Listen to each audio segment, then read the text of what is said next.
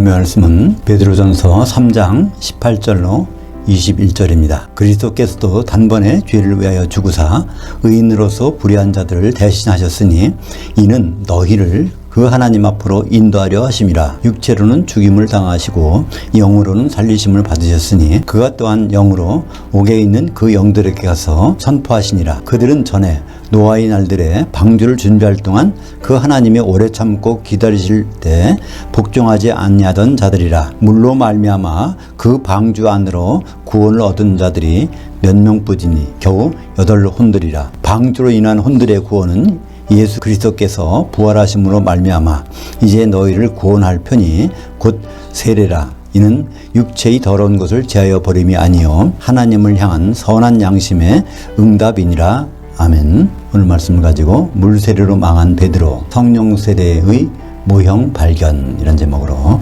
말씀을 나누겠습니다. 사람들은 인생은 어디서 와서 어디로 가는지 모르는 정처 없는 나그네라고 이야기합니다. 우리 기독인들도 마찬가지로 나그네는 나그네입니다. 근데 우리 기독인들은 정처가 있습니다. 정해진 처소가 있는 것이죠. 우리는 주의 날 공중으로 다 올라가서 주님께 심판을 받은 다음에 거기서 정해진 처소가 있습니다.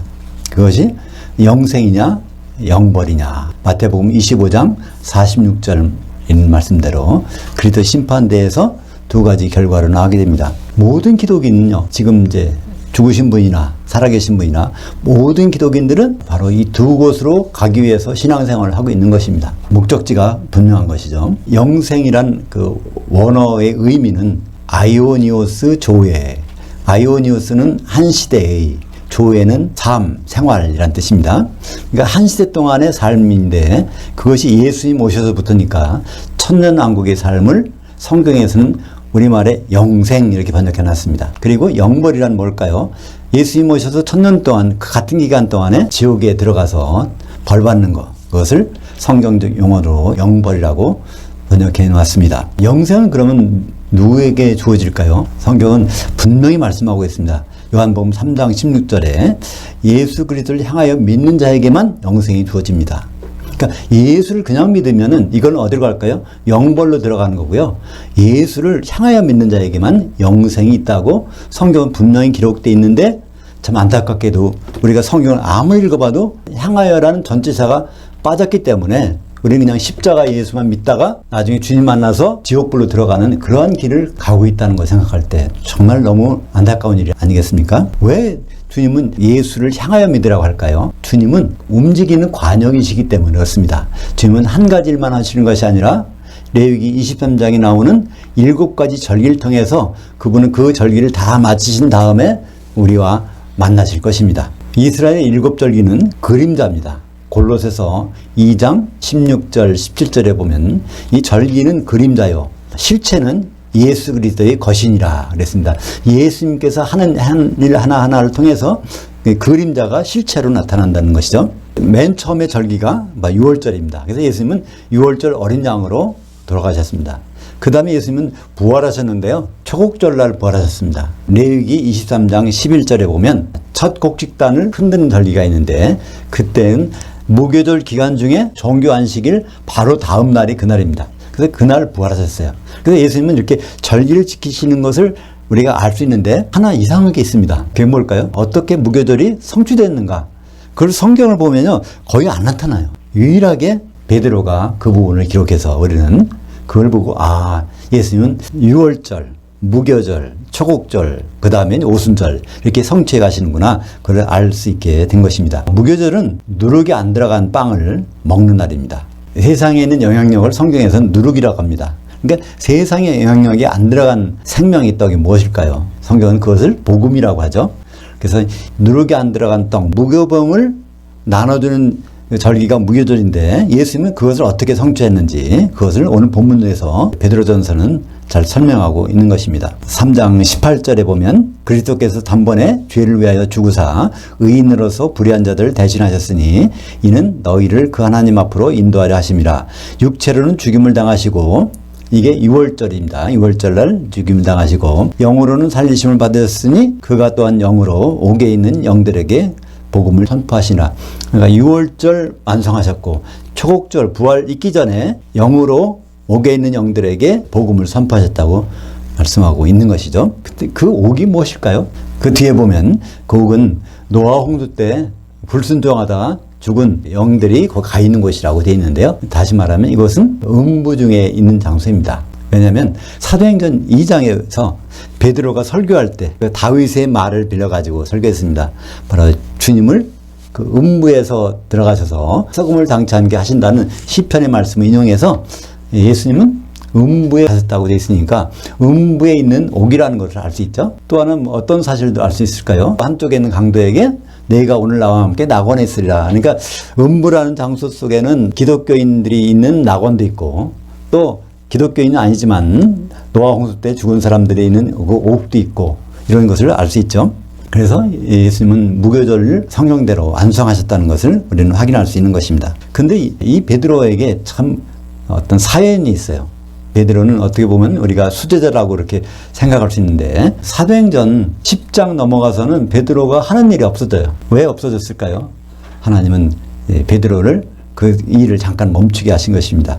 왜냐하면 고넬료의 집에 가서 설교하는 동안에 그 사람들에게 성령이 임했단 말이에요. 근데 그 사람들한테 또 성령 세례를 받았으니까 물세례 줌을 왜 그 말이요 하면서 물세례 주라고 거기서 얘기를 합니다. 그것이 하나님께는 큰 아주 잘못이죠. 역행하는 것입니다. 다른 거는 몰라도 그것만큼 하지 말았어야 되는데 왜냐하면 예수님은 말씀하셨거든요. 요한은 물로 세례를 베풀었지만 너희는 몇 날이 못되어 성령으로 세례를 받으리라. 그래서 물 세례 말고 성령 세례라는 것을 강조하셨습니다. 근데 그런 내용들이 사도행전 1장에 보면 예수님이 성령으로 명령하셨다고 되어 있어요. 부활하신 다음에 사도들에게 명령한 내용은요, 그건 다 성령으로 명령하신 것입니다. 그러니까 예수님이 십자가에 죽으시기 전에는 인자로서 명령한 것들이에요. 근데 예수님이 죽으셨다 부활할 때는 성령으로 명하신 것입니다. 마태복음 28장 19절 20절에는 지상명령이라고 하는 너희는 가서 모든 족속으로 제자를 삼아 아버지와 아들과 성령의 이름으로 세례를 주고 베풀고 할 때 그때 그 명령도 어떤 명령일까요? 성령으로 명령하신 것입니다. 부활하신 후에 명령하셨으니까. 근데 그 명령 속에 세례를 베풀라고 하는 것이 그게 물 세례냐 성령 세례냐는 것은 확실히 우리가 어디 가서 할 수 있죠? 그 명령이 처음 이행된 오순절날 예루살렘 성전에서 그들에게 3,000명에게 어떤 세례가 베풀어졌는지를 우리가 보면 그건 예수님이 명령한 세례는 성령으로 명령한 것은 성령 세례다. 그러니까 우리는 지금도 물로 세례를 주고 있습니다. 근데 성경을 이렇게 다시 한번 자세히 보면요. 물로 세례를 주는 것이 뭐를 거역하는 죄입니까? 성령을 거역하는 죄예요. 성령으로 명령하신 말씀을 거슬렸으니까 성령으로 세례를 주라고 하셨는데 물로 세례를 주려고 그러니까 이건 잘못된 것이죠. 거기에 탁 걸려가지고 베드로는 사도행전 10장에 고넬료 집에서 물로 세례 준 다음부터는 하나님은 베드로를 사용하지 않으십니다.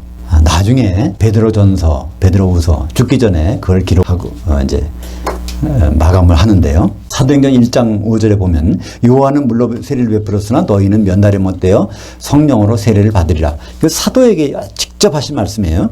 근데 이런 베드로, 물 세례로 망했던 베드로, 그가 어떠한 위대한 일을 발견할까요? 성령 세례의 모형을 찾아냅니다. 오늘 베드로전서 3장 18절부터 21절까지 내용은 성령 세례의 모형이 노아의 방주라는 것을 자세히 설명하고 있는 것입니다. 그러니까 물 세례를 망했지만 성령 세례의 모형을 찾아내는 것은 베드로 한 사람밖에 없어요. 그죠? 베드로가 만약에 이걸 안 했다면 우리는 여전히 미궁에 빠질 것입니다. 노아 방주가 과연 뭐 때문에 있는 것인지 그거에 대해서 우리는 미궁에 빠질 수밖에 없는 것이죠. 근데 오히려 베드로전서 3장 21절에 있는 말씀 때문에 지금 많은 목사님들은 물 세례가 이게 완전히 맞다 이렇게 주장하는 분들이 있습니다. 물 세례가 맞다고 하는 사람들의 마지막 근거가 베드로전서 3장 21절이라니까요. 한번 베드로전서 3장 21절을 우리가 가지고 있는 성경대로 읽어보면 물은 예수 그리스도의 부활하심으로 말미암아 이제 너희를 구원하는 편이 곧 세례라. 이렇게 물 세례라고 명문화되어 있으니까 물 세례가 빼박 증거라고 하나요? 이렇게 빼박 증거라고 지금도 모든 교단에서 총회 헌법에서 다 명문화되어 있는 것입니다. 근데 베드로전서 3장 21절에 거기에 물이라는 단어가 원전에 있을까요? 없습니다. 원전에 없는데 거기다 물이라는 것을 그냥 집어넣은 거죠. 더구나 물로 말미암아 구원받았다는 것은 생각해 보세요. 이상하지 않습니까? 홍수라는 것은 심판하기 위한 건데 심판이 구원이라니요? 거기에는 중요한 단어가 빠졌습니다. 방주로 들어가, 방주 안으로 해서 구원받은 사실이 있는데 그 방주 안으로라는 말이 번역에서 싹 빠져버리니까 물로 구원받은 거로 생각하고 있습니다. 홍수로 말미암은 그 심판에서 방주 안으로 들어가서 거기서 구원받은 이것이 정말 세례고 이것이 바로 성령 세례라는 것을 베드로는 말하고 있는 것입니다. 베드로전서 3장 20절을 읽어볼까요? 그들은 전에 노아의 날 방주 준비할 동안 그 하나님이 오래 참고 기다리실 때 복종하지 아니하던 자들이라. 방주에서 물로 말미암아 그리고 그 방주 안으로, 이것이 성경에 있는데 그 말이 번역에서 싹 빠져버리니까 물로 말미암아 구원을 얻은 자가 몇 명뿐이니 겨우 8혼들이라 이렇게 번역해서 물 세례 받으면 이게 구원받는 거라 이렇게 착각하게 만들어 놓은 것입니다. 그러나 성경 원전에는 그 물로 말미암을 때, 홍수 심판 때 방주 안으로 들어간 사람은 다 구원받았다는 그 사실이 분명히 있는 것입니다. 그래서 베드로전서 3장 21절을 원전에 맞춰서 번역해 보면요, 이것은 물은이 아니라 이것은, 그러니까 방주로 인한 혼의 구원은 예수 그리스도께서 부활하심으로 말미암아 이제 너희를 구원하는 편이 곧 세례라. 이는 육체의 더러운 것을 제하여 버림이 아니요 하나님을 향한 선한 양심의 응답이니라. 그러니까 절기를 보면 초곡절로 예수님 부활하셨습니다. 초곡절 다음에는 무슨 일이 있을까요? 오순절이 있습니다. 그러니까 초곡절은 부활하시는 거라면 오순절은 기름이 내려와야 두 덩어리의 떡이 되는 그 절기죠. 그러니까 성령이 내려오신 절기는 오순절, 또 예수님 부활하시는 것은 이제 초곡절 이렇게 되는 것이죠.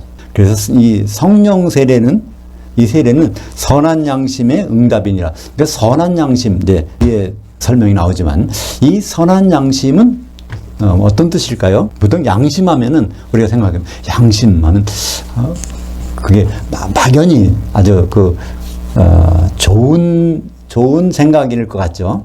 근데 양심이라는 원래 헬라어 원어는요, 쉰 에이데시스, 쉬느냐는 것은 같은 거고, 에이데시스는 에이도에서 나오는 보는 거예요. 같이 보는 거, 같은 시각, 같은 생각, 이것이 바로 양심의 그 원어적인 뜻입니다. 거기 앞에다가 선한이 붙으면 그거 무엇일까요? 선한이는 하나님밖에 없습니다. 그죠? 어떤 부자 청년이 와갖고 예수님은 선한 선생님이여 내가 무엇을 해야 영생을 얻으리니까 예수님이 답변이 누가복음 18장 19절에 보면은 왜 나더러 선하다 하느냐. 예수님은 지금 하나님의 자리에 있는 것이 아니라 인간으로 내려오신 상태니까 아버지 하나님 외에는 선한 이가 없느니라. 그래서 아버지만이 선하신 분인데 선한 양심하면은 아버지 하나님의 생각과 같은 생각을 갖는 것, 그것이 바로 선한 양심인 것입니다. 그렇다면 선한 양심은 무엇일까요? 창세전부터 가지고 계신 선한 양심, 마지막에 이루어질 선한 양심,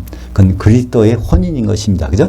그리스도의 혼인에 대해서 우리가 응답하는 거예요. 세례라는 것은, 성령 세례 받는다는 것은 그리스도와 결혼을 하기 위해서 우리가 응답하는 그것이 세례의 목적이고 세례의 동기가 되는 것입니다. 하나님의 선한 양심, 그것은 창세기에서는 아담이 그 아내를 갖는 것으로 나타나고 있죠. 창세기 2장 18절에 보면 아담이 혼자 사는 것이 좋지 못하니 내가 돕는 배필을 지리라. 그래서 좋지 못하니가 선하지 아니하니, 그래서 하나님께서 한 것은 아담이 돕는 배필을 갖는 것이고, 이 아담은 로마서 5장 14절에 그리스도의 모형이니까 결국 하나님의 선한 양심이라는 것은 예수 그리스도와 교회가 혼인하는 것. 에베소서 5장 31절부터 32절의 그 내용이 하나님의 선한 양심 그 자체인 것이죠. 우리가 그 같은 생각을 갖고 있다면 우리는 성령 세례 안에 있어야, 기름을 준비해야 주님 오실 때 혼인 만찬에 들어갈 수 있는 것입니다. 그렇다면 노아 방주가 성령 세례의 모형이라면 노아 방주가 8혼들을 구원할 수 있었던 결정적인 이유는 무엇일까요? 노아가 그 방주를 몇 년 동안 지었을까요? 7, 80년 동안에 이걸 봉들여 졌기 때문에 튼튼히 졌겠다. 그래서 노아 방주가 구원 방주일까요? 노아 방주는 특별한 하나님의 계획이 있습니다. 창세기 6장 14절 너는 잣나무로 너를 위하여 방주를 만들되 그 안에 칸들을 막고 역청으로 그 안팎을 칠하라. 여기 안팎을 역청으로 칠하라 하는 말씀이 있는 거죠. 역청은 코페르, 칠하다는 것은 카파르. 역청이라는 단어가 성경에는 여러 번 나옵니다. 창세기 6장 14절에서만 그게 역청으로 번역됐지. 그 다음에는 바로 뭐로 나온지 아세요? 대성물, 핏값, 다 이런 것으로 이제 코페르를 우리말로 번역하고 있습니다. 출애굽기 21장 30절에 보면 만일 그에게 속죄금을 부과하면 무릇 그 명령한 것을 생명의 대가로 낼 것이요. 그러니까 짐승인데 자기 짐승이 어떤 사람을 그 사람 발길질해서 그 사람이 죽었단 말입니다. 그러면 그의 대가를 돈으로 내야 되는데 그걸 말할 때 코페르, 역청이라는 단어를 썼어요. 사람의 목숨값을 나타내는 것이 바로 역청, 핏값이라는 것이 역청으로 성경에서는 표현하고 있는 것입니다. 방주의 안팎에 발린 역청, 그것이 완전한 방수 효과가 있어서 홍수가 거의 1년 동안 있었는데 물속에서 있었는데 아주 그들이 안전했던 것은 나무가 재질이 튼튼해서 그렇게 된 것이 아니라 그 안과 밖을 완전히 역청으로 발라놨기 때문에 그들은 구원을 얻은 것입니다. 이 역청이 기름입니다. 역청은 원유에서 휘발분이 다 증발하고 남은 찌꺼기. 쉽게 말하면 도로 포장할 때 쓰는 아스팔트 있지 않습니까? 그 아스팔트가 지금 이제 성경에서 역청인데 아스팔트로 노아 방주를 안팎을 발라놓은 그것 때문에 그들은 혼의 구원을 받은 것입니다. 그래서 혼의 구원이라는 단어가 여기서 나와요. 8혼의 구원. 베드로전서 1장 9절에 믿음의 결국은 혼의 구원을 얻음이라. 여기서 그 혼이 바로 역청을 통해서 역청 바른 방주를 통해서 구원받는 것을 말씀하고 있는 것입니다.